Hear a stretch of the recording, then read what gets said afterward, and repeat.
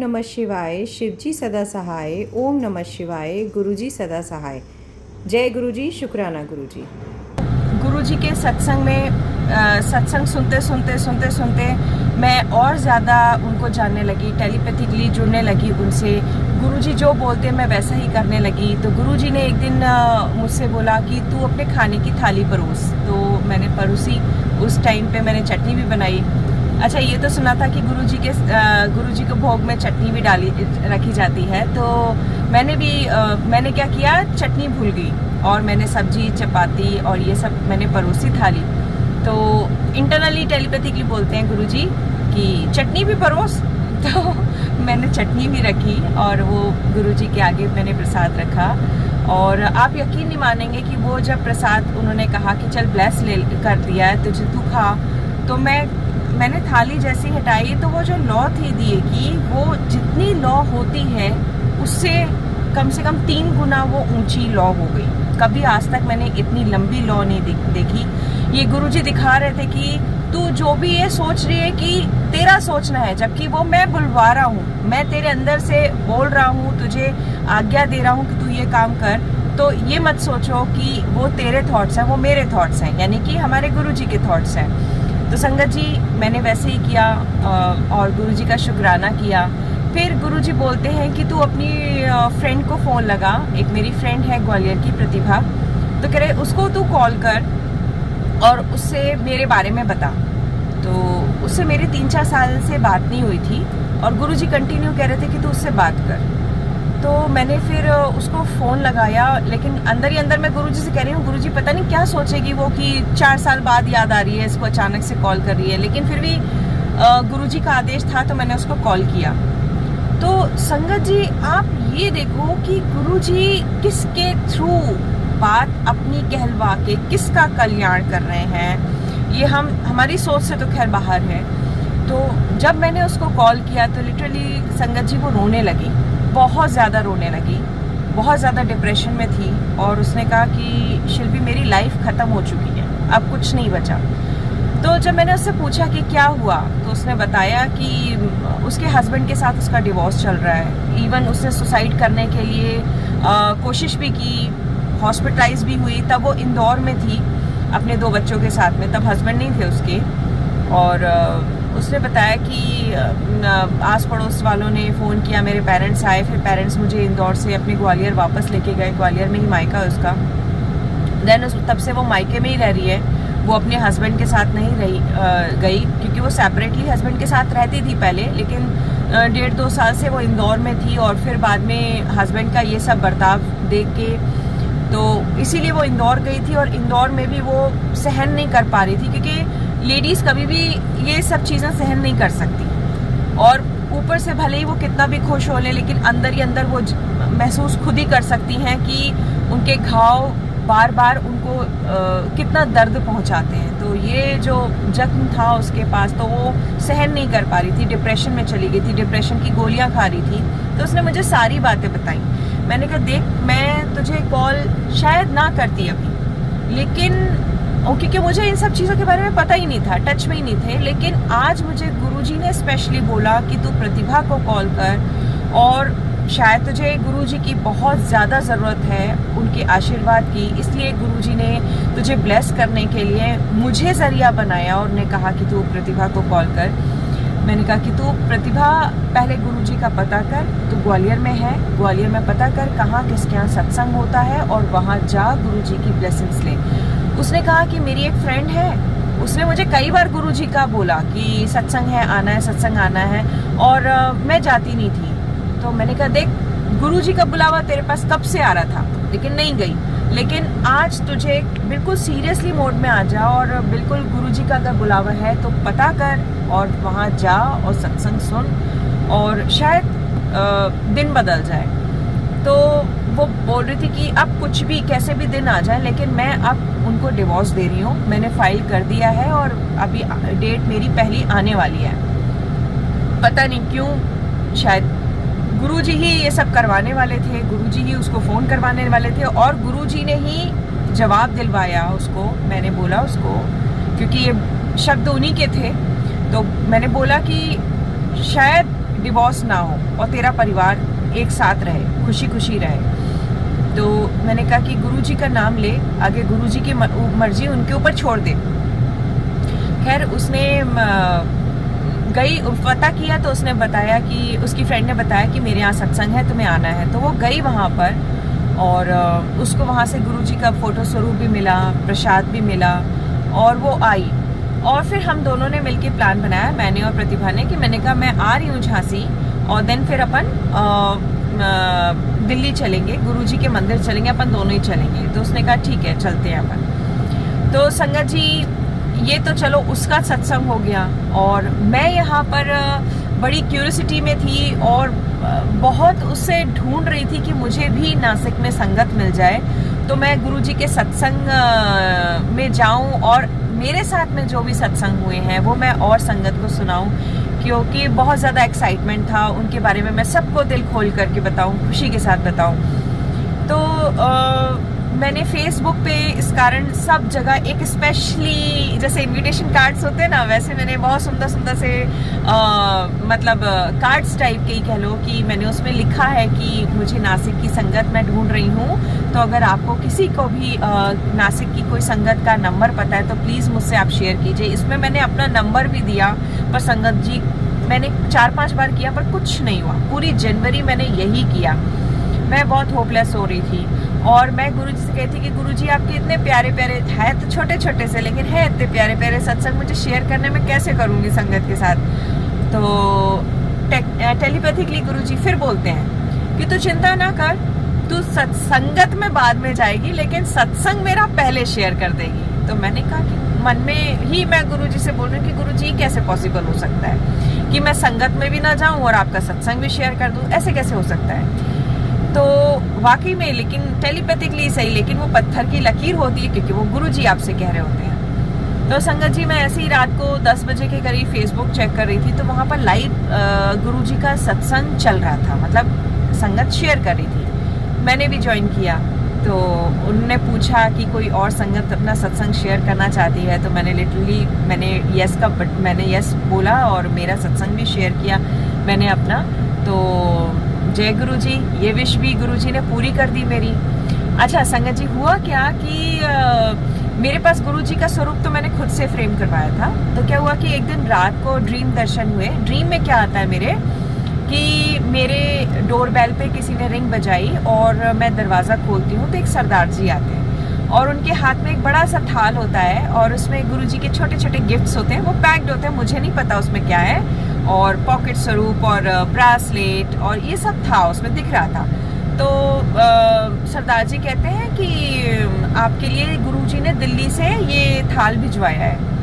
मैंने कहा जय गुरुजी। तो मैंने थाल ले लिया, अंकल जी चले जाते हैं और बस ये देखती हूँ और सपना मेरा खत्म हो जाता है। तो ये मैं बड़ी सवेरे उठी तो बहुत फ्रेश थी कि चलो सपने में ही सही, लेकिन गुरुजी ने अपना प्यार तो मेरे साथ में भेजा। भले छोटी छोटी गिफ्ट्स हैं, मैंने नहीं खोल के देखा, लेकिन इतना मेरे लिए काफ़ी था कि गुरुजी मुझे अपनी गिफ्ट्स भेज रहे हैं, अपनी ब्लेसिंग्स भी भेज रहे हैं उसमें। तो मैं बहुत खुश थी। सवेरे सवेरे मैंने फिर पूजा किया, फिर फेसबुक देखा मैंने जैसे ही, तो फेसबुक पे संगत जी आप यकीन नहीं मानोगे, उसमें पहला ही एक मैसेज था कि जिस भी संगत को गुरुजी का ब्रासलेट स्वरूप चाहिए तो वो अपना फ़ोन नंबर और एड्रेस हमें सेंड कर दे और ये निःशुल्क सेवा है। मैंने कहा इतनी जल्दी पूरा हो गया, मैंने तो सपना ही देखा था और इधर गुरुजी मेरे पास गिफ्ट भेजने के लिए मैसेज कर रहे हैं। वाह जय गुरुजी, शुक्राना गुरुजी। तो फिर मैंने उन आंटी को फ़ोन किया, एड्रेस बताया और फिर 15 दिन बाद मेरे पास बाय पोस्ट आता है और वो भी मंडे के दिन आता है और एक बहुत प्यारा सा ब्रासलेट आता है, उसमें गुरुजी का स्वरूप होता है। लिटरली मुझे बहुत खुशी हुई क्योंकि चाहे ये छोटी छोटी खुशी है लेकिन ये बहुत कीमती है, बहुत कीमती है, क्योंकि ये खुशी हम ना तो दिल खोल के एक्सप्रेस कर सकते हैं, ये तो सिर्फ दिल से दिल की बात होती है। हमारा दिल गुरुजी के पास है और गुरुजी का दिल हमारे से अटैच्ड है, हम क्योंकि उन्हीं का अंश है। तो हम समझ सकते हैं कि एक छोटी छोटी सी चीज़ भी ना हमारे लिए कितनी मायने रखती है, खासतौर से जब वो हमारे प्यारे गुरुजी से रिलेटेड हो। तो संगत जी ये ड्रीम का भी पूरा हुआ। फिर हमारा जो है फिर मेरे पास क्या हुआ कि अचानक से रात के 10 बजे के करीब मेरे पास एक फ़ोन आता है। मैं फ़ोन उठाती हूँ तो एक आंटी बोलती है जय गुरुजी। मैं बड़ी एक्साइटेड और बहुत अचरज में कि ये फ़ोन जय गुरुजी वाला संगत का तो नहीं। मैंने आंटी को बोला, मैंने कहा जय गुरुजी। और कहते हैं आंटी जी आप शिल्पी जी बोल रहे हो? मैंने कहा जी आंटी। कहते हैं आप गुरुजी के सत्संग में आना चाहती हो? मैंने कहा हाँ आंटी बिल्कुल आना चाहती हूँ, मैं तो कितना सर्च कर रही हूँ। कह रहे आपका नंबर मुझे एक फेसबुक के माध्यम से अंकल जी ने शेयर किया था कि आप नासिक में सत्संग का होने का संगत का ग्रुप ढूंढ रही हैं, तो अब ये तारीख को होने वाला है तो आप प्लीज़ आइएगा। मैंने कहा फिर बिल्कुल आऊँगी 100% आऊँगी। तो मैं इतनी खुश, मैंने रात भर बस गुरुजी को शुक्राना किया, जय गुरुजी शुक्राना गुरुजी, जय गुरुजी शुक्राना गुरुजी। इतनी चलो 1 महीना लगा लेकिन सुन ली बात आपने। तो फाइनली फिर मैं सत्संग में जाती हूँ। बहुत अच्छा लगा मुझे सत्संग। हालांकि मेरा फर्स्ट टाइम था तो मुझे गुरु बानी और जो शब्द चल रहे थे वो मेरे सर से ऊपर जा रहे थे, लेकिन मैंने मेडिटेशन किया और मैंने जो भी अपनी फीलिंग्स थी वो शेयर की उनसे। और फिर देन क्या हुआ कि मैं सत्संग के बाद मुझे गुरुजी का एक कैलेंडर स्वरूप मिला, बहुत प्यारे से गुरुजी का स्वरूप मिला। मैं लेके आई, बहुत अच्छे से उसको टेबल पे लगाया। और अच्छा इसके पीछे भी मैं एक बात बताती हूँ कि मैं जब थाली परोसी थी गुरुजी के आगे, जब मैंने प्लेट परोसी थी, गुरुजी ने लंगर थाली मुझे लगवाई थी तो मैंने उनके सामने रख दी। और गुरुजी कह रहे चल मेरे सामने बैठ के खा। तो मैंने थोड़ी देर तो खाई, लेकिन मैंने कहा गुरुजी मुझे शर्म आ रही है क्योंकि हम मंदिर के सामने कैसे खाना लंगर खा सकते हैं। और मैंने कहा गुरुजी माफ़ करना पर मुझे शर्म आती है। तो मैंने साइड में एक टेबल थी मंदिर के जस्ट इस साइड को, तो मैंने वहाँ पर बैठ के लंगर किया। और फिर जब ये कैलेंडर लेके आई तो मैंने कुछ ऐसा सोचा नहीं, लेकिन मैंने उस टेबल के ऊपर वो कैलेंडर लगा दिया। फाइनली जब मैं उस मतलब कैलेंडर लगाने के बाद जब नेक्स्ट डे खाना खाने बैठी तो मैं वहीं बैठी, तो मैं खाने का निवाला ही लिया था। तो मेरे से गुरुजी कहते देख लिया तुझे मेरे मंदिर के सामने आने में शर्म आ रही थी, देख मैं तेरी जगह पे ही आके बैठ गया। ये देखो गुरुजी की कितनी मतलब कैसे है गुरुजी, कितने प्यारे कितने क्यूट है कि मैं मंदिर के सामने बैठने में शर्मा रही हूँ और उनसे माफ़ी मांग रही हूँ कि गुरुजी मुझे शर्म आ रही है कि मैं आपके सामने ये थाली कैसे रखूँ, क्योंकि झुकी होती है वो बार बार, तो मैं कैसे बैठूँ। और गुरुजी ने कहा कि वही बात है ना कि इफ़ और बट मत रखो अपने दिमाग में, मैं मतलब गुरुजी को जो बोल रहे हैं वो फॉलो करो। तो मैं शर्मा रही थी तो मेरे खाने वाली जगह पे गुरुजी आ गए, जबकि मैंने उनको कैलेंडर को लगाते समय ऐसा कुछ नहीं सोचा था, लेकिन कैलेंडर में ही सही, लेकिन गुरुजी तो है ना उसमें। तो गुरुजी ने बोला देख तू मेरी जगह नहीं आई तो मैं तेरी जगह आ गया। मैंने कहा जय गुरुजी शुक्राना गुरुजी। सच में गुरुजी के सत्संग बहुत प्यारे और बहुत क्यूट से हैं, हमारे गुरुजी की तरह उनके सत्संग भी बहुत क्यूट है। तो हमने मैं वो किया। फिर इतना होने के बाद मैं जो है फिर अमन दीदी का फ़ोन आता है 1-2 दिन बाद, और अमन दीदी बोलती हैं कि शिल्पी हम लोग गुरुजी के मंदिर जा रहे हैं तो क्या आप चलोगी? मैंने कहा जय गुरुजी मुझे तो बहुत खुशी है। मैं तो अच्छा अमन आंटी के फ़ोन के 2-3 दिन पहले ही मैं सोच रही थी कि गुरुजी मैंने सुना है कि आपका बॉम्बे में मंदिर है, लेकिन मैं आऊँ कैसे, क्योंकि तब तक सिर्फ मैं अकेली जुड़ी थी, मेरे घर से कोई भी नहीं जुड़ा था। तो मैं आऊँ कैसे और कैसे मैं आपके दर्शन करूँ, यही 2 दिन से मेरे माइंड में चल रहा था। और जब अमन आंटी ने पूछा तो मैं तो बहुत खुश हो गई कि मैं इधर सोच रही हूँ और इधर अमन आंटी ने आगे होके फ़ोन किया कि हम लोग गाड़ी से जा रहे हैं, आप चलोगी क्या? तो फाइनली मैंने कहा कि मैं पक्के से चलूँगी, मैं चल रही हूँ। अब आप देखिए गुरुजी क्या हैं। मतलब मैं अमन दीदी के साथ गुरुजी के आश्रम आई, यही मुंबई मंदिर पहली बार। और हम गुरुजी के जहाँ उनका गद्दी लगी हुई है वहाँ आए, मेडिटेट किया, बहुत अच्छा लगा। और सच में वो स्वर्ग जैसा ही लगता है। एक चीज़ इतनी इम्पोर्टेंस देती है ना, इतना डिवाइन मैसेज देती है, इतनी प्योरिटी और इतना पॉजिटिविटी देती है कि मैं आपको क्या बताऊँ। वो तो वहाँ जाकर ही फील हो सकता है, शब्दों में बयान नहीं हो सकता। तो वहाँ गई और फिर मैंने सुन रखा था कि वहाँ संगत जो भी आती है उससे भोग लगवाते हैं।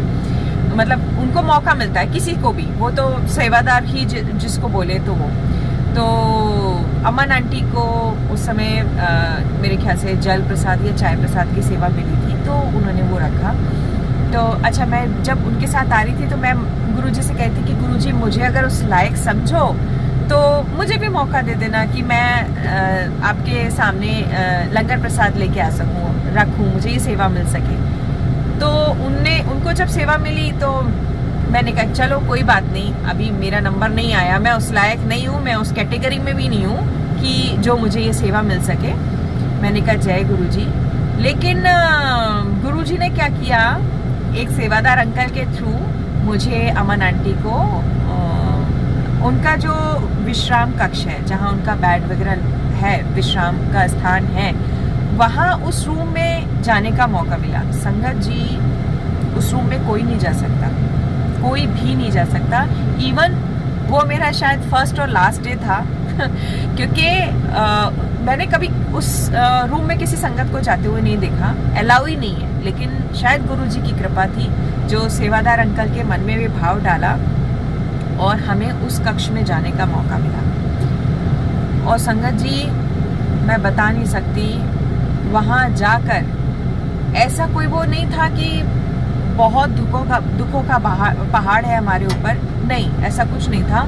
लेकिन उस रूम में जाकर, उस कक्ष में जाकर मैं जब बैठी हूँ तो एक डिवाइन फीलिंग महसूस हो रही थी और ऐसा लग रहा था कि गुरुजी सफ़ेद चोले में हैं और बस यूं ऐसे एक पैर पे हाथ रखे और मुझसे बोलते हैं कि 10 कीगल है, आज जो भी बात है, तेरे मन की जो भी बात है वो मुझसे बोल, मैं सब सुनूंगा और तू चिंता ना कर। और आप यकीन नहीं करेंगे, मतलब ऐसा महसूस हो रहा था वो सामने बैठे और जबकि हमारी आंखें बंद है और ये पानी, आंसू ऐसे गिरे जा रहे हैं और हम सिसकियां ले लेके रो रहे हैं। इवन हमें नहीं पता हम क्यों रो रहे हैं, हमें नहीं पता। और ये मेरे साथ नहीं, ये तो आप लोगों ने खुद ने फील किया होगा। अमन दीदी भी मेरे बगल में थी, वो भी रो रही हैं, मैं भी रो रही हूँ, लेकिन हमें नहीं पता हम क्यों रो रहे हैं। ये बस हमारे वो जो एहसास हो रहा था उसी से शायद आंखों के वो आंसुओं के जरिए शायद हमारे सारे दुख, तकलीफ, जो भी कुछ था हमारे अंदर, वो सब हमारा आंसुओं से निकल गया। और गुरुजी ने ये फीलिंग दी कि मैं तेरे साथ हूँ, तू मुझसे जुड़ चुकी है और मैं तेरे साथ हमेशा हूँ, मेरे ब्लेसिंग्स तेरे साथ में है, मेरी कृपा तेरे साथ में है, तेरे साथ अब अच्छा ही अच्छा होगा, कभी कुछ बुरा नहीं होगा। तो संगत जी, ये आशीर्वाद लिया, फिर हम लोग बाहर आए, लंगर लिया, देन फिर हम लोग ग्वालियर आ गए, नासिक आ गए। लेकिन संगत जी, अब मैं अपने शब्दों को यहीं विराम कर रही हूँ गुरुजी की आज्ञा से, और मैं अब बताऊंगी आपको कि मेरी इतनी तबीयत खराब होने के बावजूद मैं कैसे ग्वालियर गुरुजी का शिवरात्रि का सत्संग भी अटेंड किया, मैं कैसे अपनी पूरी फैमिली के साथ जो है दिल्ली गुरुजी के आश्रम गई, वहाँ कितनी विशेष दी, ये मैं कल के सत्संग में आप सबसे ज़रूर शेयर करूँगी। तो अभी कोई भी मुझसे गलती हुई हो तो भूल चूक के लिए मुझे माफ़ कीजिएगा, और मैं गुरुजी से आज्ञा लेती हूँ, अपने शब्दों को विराम करती हूँ और मंत्र जाप के साथ मैं सत्संग यहीं समाप्त करती हूँ। ओम नमः शिवाय, शिवजी सदा सहाय। ओम नमः शिवाय, गुरुजी सदा सहाय। जय गुरुजी, शुक्राना गुरुजी, सारी संगतों का भला करिए, सबका कल्याण कीजिए। जय गुरुजी, शुक्राना गुरुजी, शुक्राना प्यारी संगत का। जय गुरु।